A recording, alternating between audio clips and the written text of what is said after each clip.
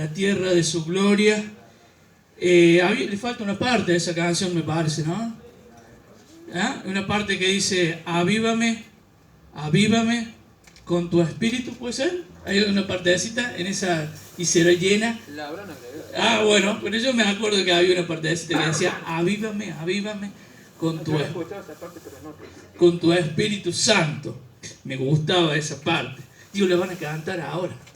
Pero qué importante ese agregado que tiene esa canción, porque para predicar el Evangelio con poder y con un mensaje que llegue, tenemos que estar avivados, sin duda. Y avivados tiene que ver con renovados en la mente, ¿sí? A veces pensamos que el avivamiento tiene que ver con algo mágico, ¿sí? Que ocurre. No es mágico. El avivamiento para cada persona viene con una mente renovada, ¿sí? Cuando cada cristiano renueva la mente, cambia la manera de pensar y entonces se aviva y hace lo que el Señor le manda a hacer de una manera diferente. Cuanto más avivado hay, más grande el avivamiento. Y siempre puede empezar por uno. Así que estaba esperando esa partecita, avívame, después se las paso. Bien, quiero que veamos en esta mañana algo muy importante. Está en el libro de Lucas, capítulo 24, versículo 13, si lo quieres buscar, lo podés buscar, porque voy a leer solamente este texto. Lucas 24, versículo 13. Si no lo tenés, no te das problema, después yo envío los versículos. Lucas 24, 13. Bien. Dice, el Señor había resucitado, era el tercer día, como Él había dicho, al tercer día voy a resucitar. En ese movimiento de la muerte del Señor, gracias, querido, gracias. En ese movimiento entre la muerte del Señor y que el Señor resucita, pasan un montón de cosas. Como siempre que hay movimientos, siempre que hay movimientos bruscos, hay gente que sale para un lado, gente que sale para el otro. Los movimientos y los eventos difíciles siempre traen este tipo de cosas, ¿sí? Gente que sale para un lado, gente que sale para el otro. Y en este relato de Lucas 24 nos va a mostrar la historia de dos personas que vivieron tuvieron una experiencia bastante importante, que es la que yo quiero compartirte en esta mañana, porque creo que va a ser bueno para tu vida, para la iglesia en este tiempo. Decíamos, el Señor había resucitado, era el tercer día, y empieza el relato diciendo, he aquí, había dos de ellos, ¿sí? Dos de los que solían estar siempre con el Señor, que iban el mismo día a una aldea llamada Emaús, que estaba, dice acá, a unos 70 estadios, ¿sí? Esto es más o menos 11 kilómetros, 12 kilómetros de distancia, desde Jerusalén. E iban, dice, hablando entre sí de todas aquellas cosas que habían acontecido. Y sucedió que mientras hablaban y discutían entre sí, Jesús mismo se acercó y caminaba con ellos. Mas los ojos de ellos estaban velados para que no le conociesen. Y le dijo, ¿qué pláticas son estas que tienen entre ustedes? ¿Por qué hablan estas cosas mientras caminan? ¿Y por qué están tristes?, le pregunta el Señor. Respondiendo uno de ellos, que se llamaba Cleofas, le dijo, ¿eres tú el único forastero en Jerusalén que no ha sabido las cosas que en ella que en ellas han acontecido en estos días? Entonces le dijo: ¿qué cosas? Y ellos le dijeron: de Jesús, Nazareno, que fue varón profeta, poderoso en obra y en palabra delante de Dios, y de cómo todo el pueblo, delante de Dios y de todo el pueblo, y cómo le entregaron, dice, los principales sacerdotes y nuestros gobernantes a sentencia de muerte y le crucificaron. Pero nosotros, dicen estos dos, esperamos que Él era el que había de redimir a Israel. Y ahora, además de todo esto, hoy ya es el tercer día que esto ha acontecido. Y aunque también nos sorprendieron unas mujeres de entre nosotros que fueron al sepulcro y no hallaron su cuerpo, y vinieron diciendo que también habían visto visión de ángeles.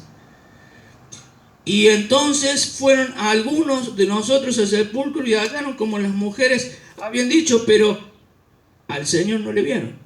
Entonces le dijo: oh insensatos y tardos de corazón. Sí, sensato es sin ciencia. Oh insensatos y tardos de corazón, para creer todo lo que los profetas han dicho. No era necesario que el Cristo padeciera estas cosas y que entrara en su gloria. Y comenzando desde Moisés y siguiendo por todos los profetas, le declaraba todas las escrituras lo que de él decían. Llegaron entonces a la aldea donde iban, y él hizo como que iba más lejos. Mas ellos lo obligaron a quedarse, diciendo: quédate con nosotros porque se hace tarde y el día ha declinado. Entonces entró pues a quedarse con ellos, y aconteció que estando sentado con ellos a la mesa, tomó el pan, lo bendijo, lo partió y les dio. Entonces fueron abiertos sus ojos y les reconocieron. Mas él desapareció de su vista, y decían el uno al otro: ¿no ardía nuestro corazón en nosotros mientras hablaba en el camino y cuando nos abría las escrituras? Y levantando estos dos personas, levantándose en la misma hora, volvieron a Jerusalén y hallaron a los 11 reunidos, los 11 discípulos, y a los que estaban con ellos, que decían: ha resucitado el Señor verdaderamente. Entonces ellos contaban las cosas que le habían acontecido en el camino y cómo le habían reconocido al partir el pan.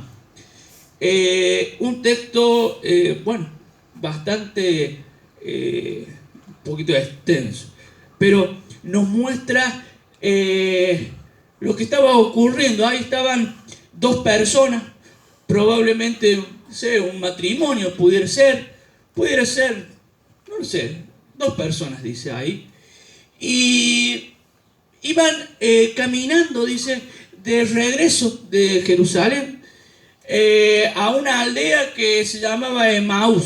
Y ahí dice el relato bíblico que iban medio discutiendo entre sí, medios enojados, medios decepcionados, medios tristes. Dice ahí, discutían entre sí y hasta estaban tristes. Y mientras estas dos personas caminaban, aparece el Señor ahí al lado de ellos. Y en esta condición, no situación, en esta condición, que estaban estas dos personas enojadas, porque decían: mira, al final, mira, el gobierno no hizo nada, los principales no se movieron, las cosas no se dieron como pensábamos, las cosas no salieron, el tercer día el Señor ni aparece. Me vuelvo. Y en esa condición aparece el Señor. Y dice el relato que caminaba con ellos. Fíjate qué importante este punto. Caminaba el Señor con ellos y ellos no podían verle. Muchas veces El Señor es el principal desconocido de los cristianos. El Señor de la gloria que resucitó y que tiene mucho para dar y mucho para mostrarse. Cuando aparece la palabrita gloria, préstele atención porque tiene que ver con el Señor mostrándose tal cual es. Y entonces ese Señor que quiere mostrarse a la vida de cada cristiano tal cual es, cada día, a veces es el principal desconocido. A veces es el principal desconocido en las iglesias. A veces es el principal desconocido en las familias de los cristianos. Ahí eran dos cristianos, dos cristianos, que estaban probablemente muy involucrados, venían de ese movimiento y no podían ver al Señor tal cual es. Y caminaba el Señor a su lado, mas ellos no se daban cuenta. Qué grave la condición que estaban estas dos personas, con todo el Señor de la gloria caminando a su lado, sin poder verle, con la mirada puesta en las situaciones, con la mirada puesta en las cosas que no salieron, y vamos a ver por qué no salen algunas cosas en esta mañana. Prepárate porque hay mucho. Con la mirada puesta en esas situaciones que no se dieron como ellos esperaban. Obviamente estaban tristes por esto. Y el Señor ahí con ellos, el Señor de la gloria, dice ahí, ese Señor que quiere mostrarse cada día a cada cristiano, ese Señor que camina al lado de cada uno, ese Señor que es refugio para el alma cansada, como cantamos hoy. Ese es el Señor que sana y levanta huesos secos.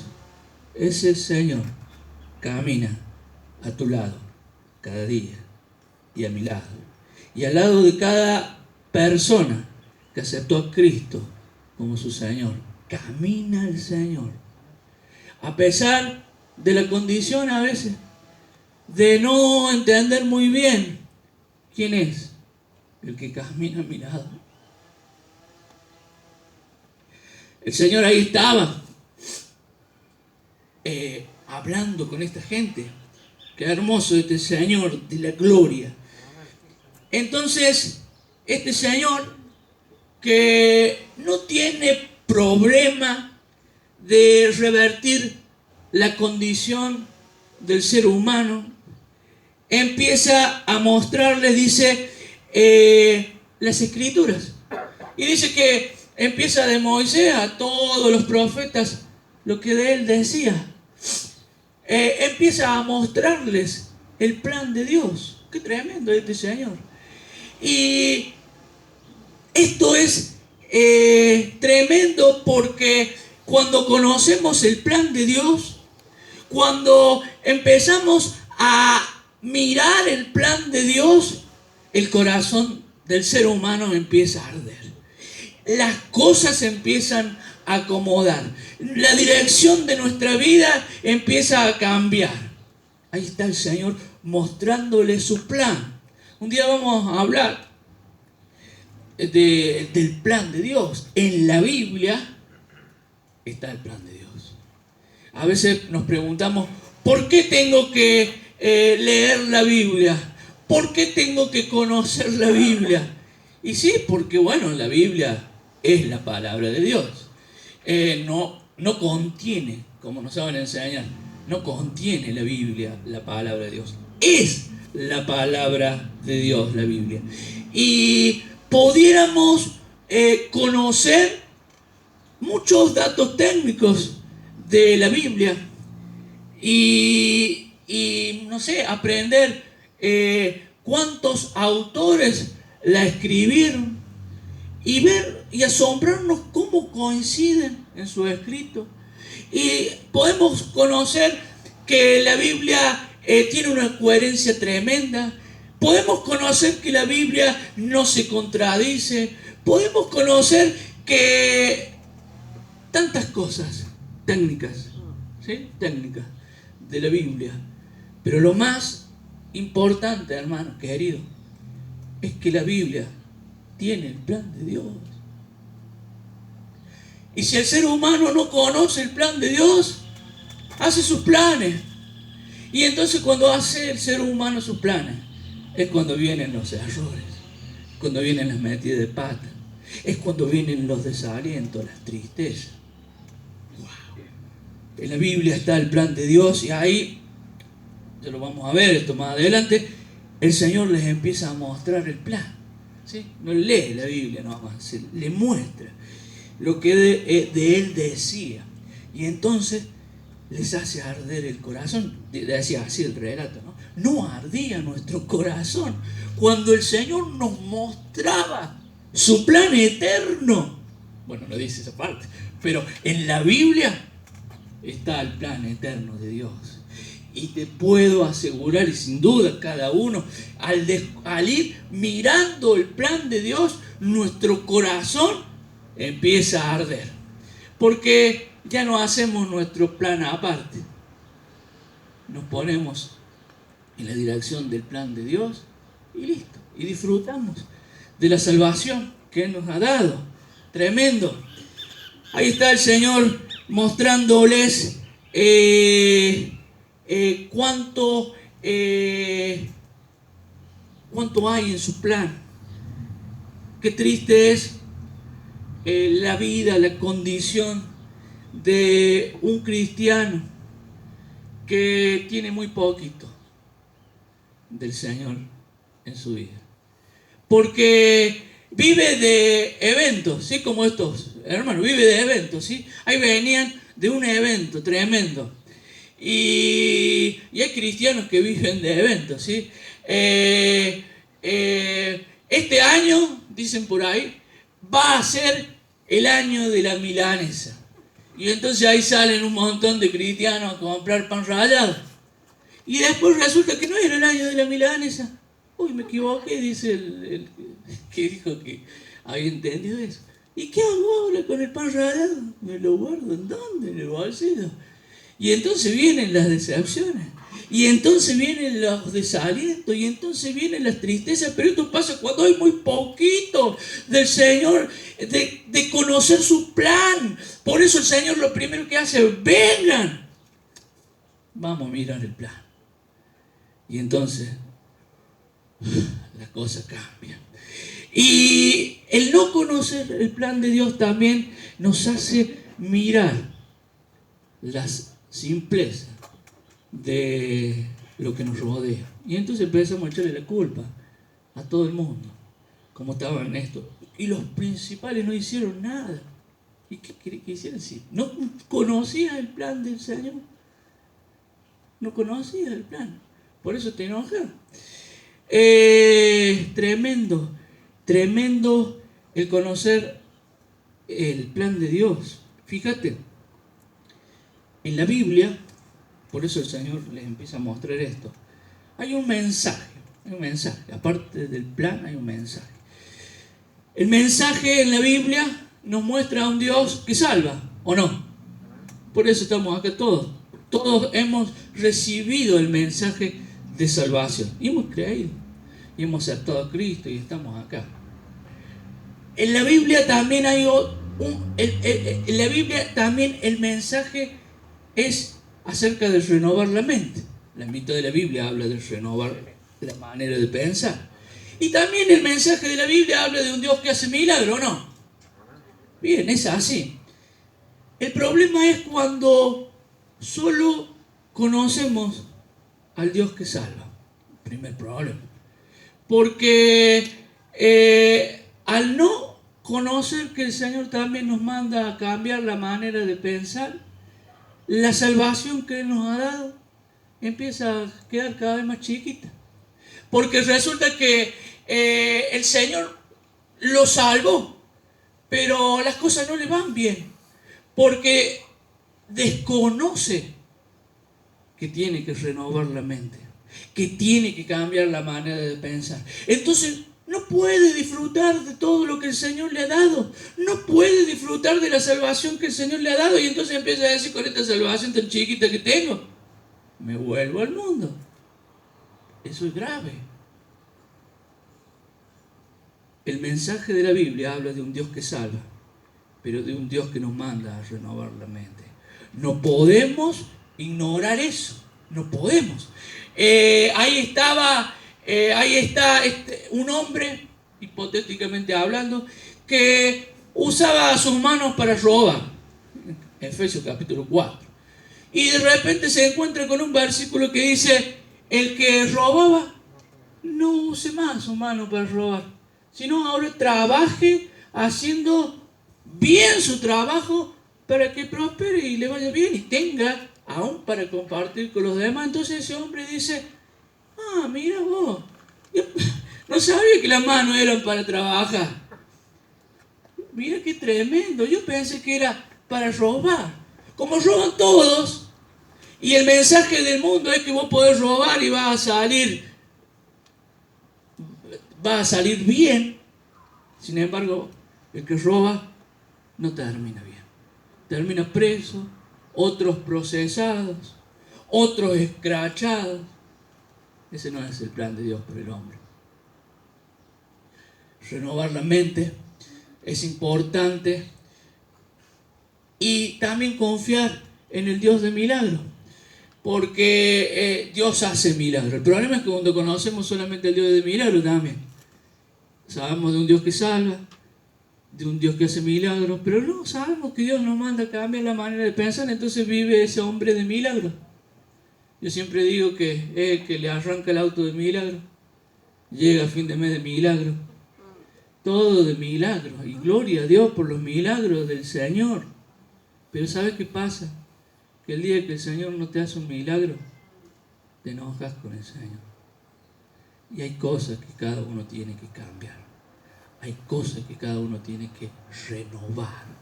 El mensaje de la Biblia habla de un Dios que salva, de un Dios que renueva la mente y un Dios que hace milagros. Porque si no conocemos al Dios que hace milagros, también nos cansamos. Depende todo de lo perfecto que soy, renovado, y también que me salen las cosas. Y entonces ese cristiano también se cansa, porque no conoce a un Dios que puede de milagro cambiar las cosas también. Así que qué importante es lo que el Señor hace ahí. Les empieza a mostrar su plan. Y entonces el corazón de estos hermanos empieza a arder. Finalmente llegan a la casa. No te dije el título. Bueno, te lo voy a decir al final. Llegan a la casa de esta familia. Llega el Señor, llegan estos dos. Después de una charla de 11 kilómetros. ¿Sabe qué era 11 kilómetros? Dice que le declaró la escritura de Moisés a todos los profetas. No, si venían caminando, yo no sé, 11 kilómetros podría hacer. ¿Son cuánto caminando? Tiene como 2 horas, larga, 3 horas. Bueno, una prédica de 3 horas. Bueno, y entonces el Señor empieza a mostrar todo esto, y llegan a la casa.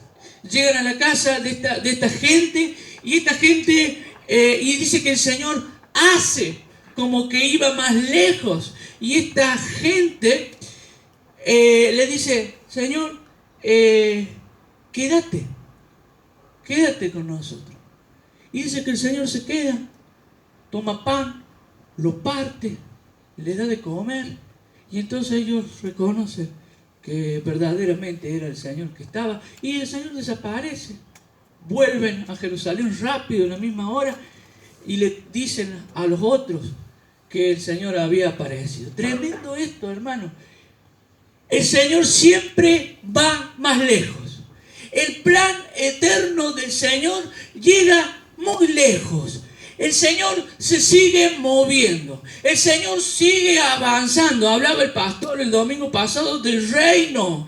El reino del Señor no se para, el reino del Señor avanza, el reino del Señor se mueve, el Señor camina, va más lejos y quiere llevarnos más lejos. Y estos se avivaron y dijeron: Señor,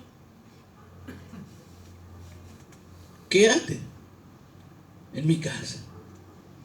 Y el Señor, sin miramiento, se queda y toma pan y les da. Y es así. Siempre el Señor, al que lo invita a quedarse, le da. Y le da palabra, y le da refugio a esa alma cansada, y le da fortaleza y sanidad, y le da. Siempre el Señor primero, siempre el Señor es el que trae, siempre el Señor es el que da. Y hermoso lo que viven estos hermanos, porque sus vidas no volvieron a ser las mismas. El título de este tema era: el Señor nos llama a una comunión, a una relación verdadera con Él. Porque cuando hay una relación verdadera con Él, las cosas cambian. Cuando hay una relación verdadera con Él, nadie nos tiene que decir nada. Solo se levantaron en la misma hora y fueron a donde estaban los otros discípulos y le dijeron: hermano, verdaderamente el Señor está con nosotros. Y en este tiempo donde hay tan poquito que se enseña alrededor, no estoy hablando de nuestra congregación, alrededor, donde hay tanta decepción en el pueblo cristiano, donde el mundo no conoce al Señor, Dios necesita gente que realmente tenga una comunión profunda con Él. Y el Señor le da, y el Señor nos da, y nos da todo lo necesario para hacer lo que tenemos que hacer. Y así les ocurrió a estos hombres, a estos dos, lo que pues pudiera ser un hombre y una mujer, salieron impulsados a afirmar a otros, a alentar a otros. Y hermano querido, de la misma manera, el mundo está desorientado. En medio de una pandemia global, en medio de situaciones muy difíciles, el mundo no tiene idea para dónde correr. No sabe si el Señor resucitó o no. No sabe si el Señor camina al lado de los cristianos o no. Nosotros debemos llevar al mundo una convicción clara de que el Señor verdaderamente está con nosotros. Y ahí fueron. Yo quiero animarte porque en el trabajo, en el colegio, esa compañera de colegio que está en una situación muy difícil, vos podés llevarle al Dios que consuela.